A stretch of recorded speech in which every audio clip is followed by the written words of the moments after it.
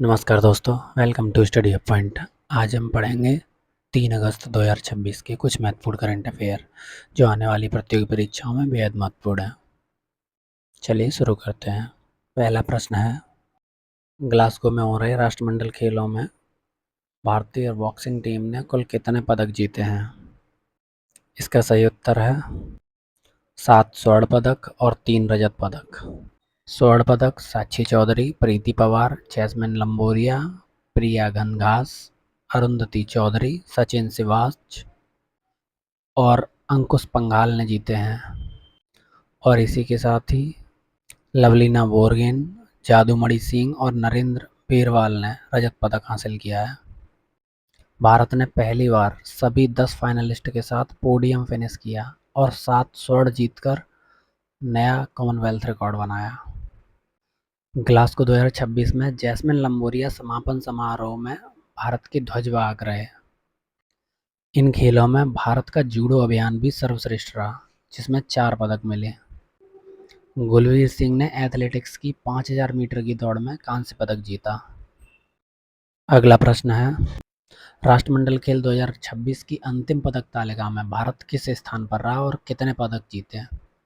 इसका सही उत्तर है भारत चौथे स्थान पर रहा। भारत ने कुल मिलाकर 39 पदक जीते, जिनमें 13 स्वर्ण, 17 रजत और 9 कांस्य पदक थे। पदक तालिका में टॉप 5 देशों के नाम रहे: ऑस्ट्रेलिया 171 पदक, इंग्लैंड 110 पदक, कनाडा 62 पदक, भारत 39 पदक और स्कॉटलैंड भी 39 पदक। भारत और स्कॉटलैंड के पदकों की संख्या और स्वर्ण पदकों की संख्या समान रही, लेकिन भारत के 17 रजत पदकों के कारण भारत ऊपर रहा।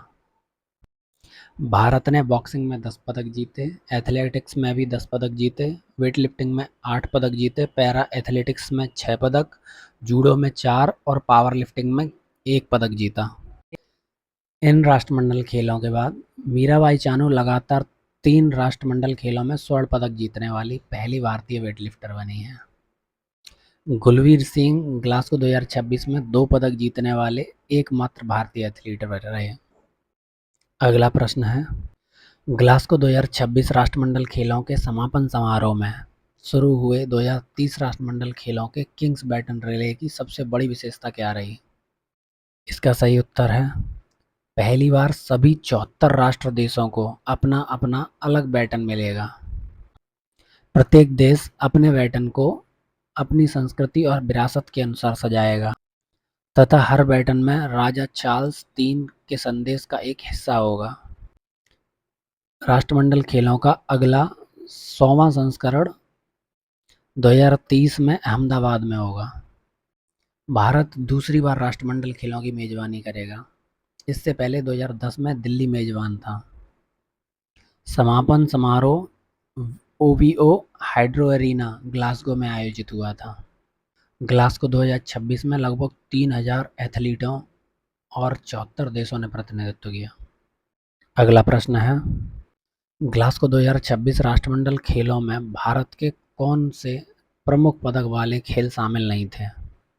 इसका सही उत्तर है कुश्ती, टेबल टेनिस, हॉकी और बैडमिंटन। ग्लासगो 2026 राष्ट्रमंडल खेलों में कॉम्पैक्ट 10 खेल कार्यक्रम अपनाया गया, इसलिए भारत के ये 4 प्रमुख पदक वाले खेल शामिल नहीं होते। अगला प्रश्न है, हाल ही में प्रधानमंत्री नरेंद्र मोदी ने किस राज्य में अल्लूरी सीताराम राजू अंतर्राष्ट्रीय हवाई अड्डे का उद्घाटन किया? इसका सही उत्तर है आंध्र प्रदेश। यह एक ग्रीनफील्ड एयरपोर्ट है। इस हवाई अड्डे का नाम स्वतंत्रता सेनानी अल्लूरी सीताराम राजू के नाम पर रखा गया है। अल्लूरी सीताराम राजू ने 1922 में रंपा विद्रोह का नेतृत्व किया था। उन्हें मान्यम वीरुडु के नाम से भी जाना जाता था। ये परियोजना PPP मॉडल के तहत विकसित की गई, पब्लिक प्राइवेट पार्टनरशिप। अगला प्रश्न है, भारत की पहली सरकारी AI यूनिवर्सिटी बनाने की घोषणा किस राज्य ने की है? इसका सही उत्तर है कर्नाटका। इसी के साथ ही एक समर्पित स्टार्टअप इंक्यूबेशन हब भी बनाया जाएगा। इस पहल का उद्देश्य आर्टिफिशियल इंटेलिजेंस, मशीन लर्निंग और डीप टेक में कुशल मानव संसाधन तैयार करना, स्टार्टअप को बढ़ावा देना और कर्नाटक को वैश्विक प्रौद्योगिकी केंद्र के रूप में मजबूत बनाना है। अगला प्रश्न है, 6 साल बाद भारत और चीन के बीच सीमा पार व्यापार किस दर से फिर से शुरू हुआ है? इसका सही उत्तर है सिपकीला। अगला प्रश्न है, भारतीय रक्षा मंत्रालय द्वारा लॉन्च DSC-A24 किस प्रकार का जहाज है? इसका सही उत्तर है ड्राइविंग सपोर्ट क्राफ्ट। ये भारतीय नौसेना के लिए विकसित एक विशेष ड्राइविंग सपोर्ट क्राफ्ट है। यह जहाज उन्नत driving system, under water search equipment और डिकम्प्रेशन चैम्बर से लैस है। इसका उपयोग under water repair, salvage operation और क्लीयरेंस डाइविंग के लिए किया जाता है। अगला प्रश्न है, हाल ही में सारनाथ में आयोजित अंतर्राष्ट्रीय बौद्ध संगोष्ठी किस अवसर पर आयोजित हुई है?